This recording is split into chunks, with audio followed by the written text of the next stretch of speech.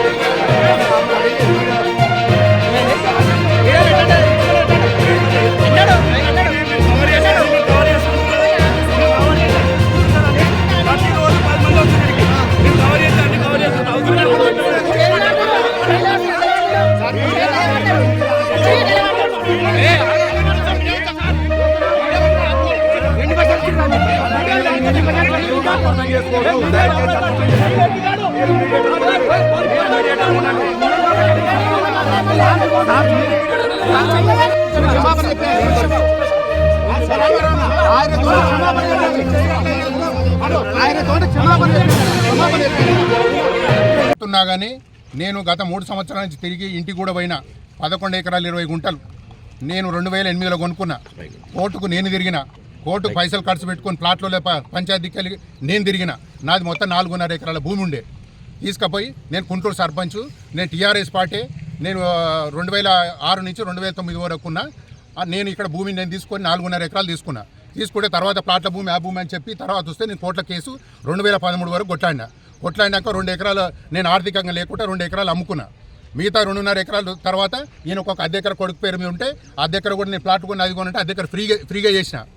ఈయన 2 ఎకరాలు మిగతా వాళ్ళ దగ్గర 4 ఎకరాలు మొత్తం కలిసి 7 ఎకరాలు కొన్నాడు. అద్దె ఎకర ఫ్రీగా ఇచ్చిన. ఆ 7 ఎకరాలు తీసుకుపోయిండు, కాలేజీ కట్టుకుంటుండు. నేను ఎన్నిసార్లు ఇంటికి పోయినా చుట్టూ 7 ఎకరాలకు 11 ఎకరాలు గోడ పెట్టిన. ఎందుకు పెడుతున్నావు అంటే నేను మాట్లాడతా, లేకపోతే సైడ్కి ఇస్తా, తర్వాత ఇస్తా అని చెప్పి తర్వాత రోజు ఇంత గోడ పెట్టించుకొస్తాడు.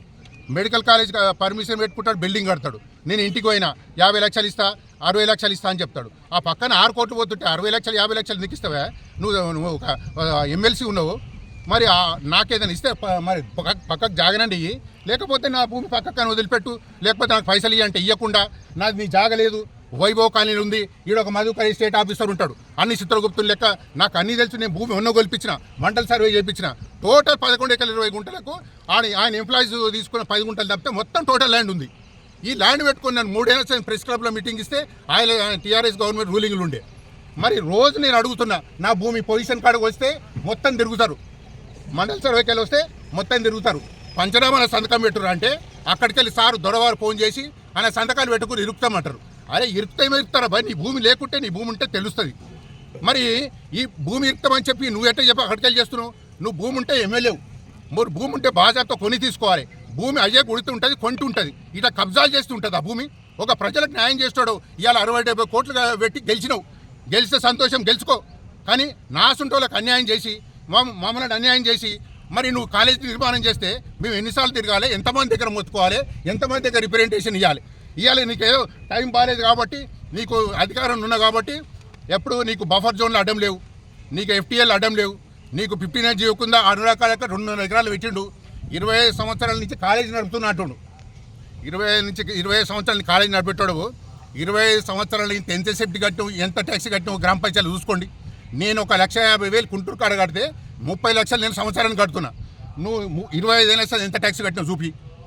మళ్ళీ దాని పక్కన మట్టి పోసావు, 59 కింద 2 ఎకరాలు, దాని కింద మట్టి పోసి 59 కింద పెట్టుకుంటావు. 59 కింద ఎవరు పెట్టుకుంటారండి? గరీబ్ వాళ్ళు, లేకపోతే ఎవడన్నా మన విలేజ్లో వీకర్ సెక్షన్ వాళ్ళు పెట్టుకుంటారు. దాని కాడ 59 కింద పెట్టుకొని ఎంఆర్ఓని సత్తాయిస్తే కలెక్టర్ని ప్రెజర్ చేస్తే దాని కింద పెట్టుకున్నాం. ఇప్పుడు అయ్యిందో పోయిందో తెలియదు.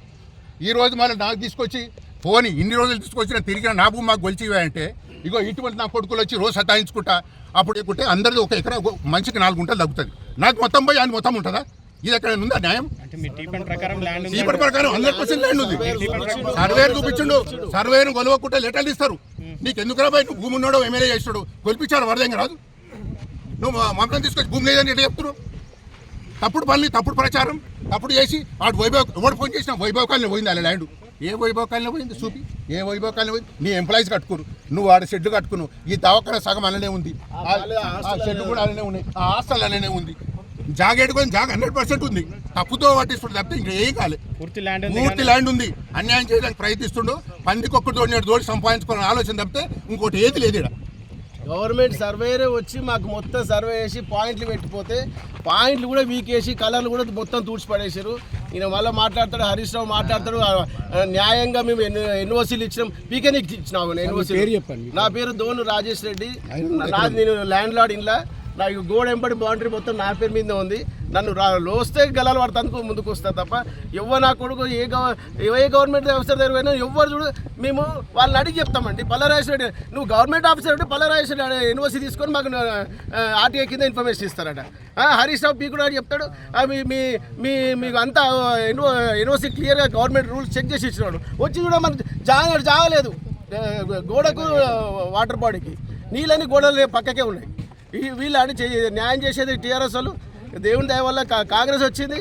రేవంత్ రెడ్డి గారికి ఒక్కటే విన్నపం చేస్తున్నాడు, గోడ ఇల్లీగల్ ఎవ్వదైనా సరే కూలగొట్టరి, మా జాబ్ మాకు ఇప్పేయండి.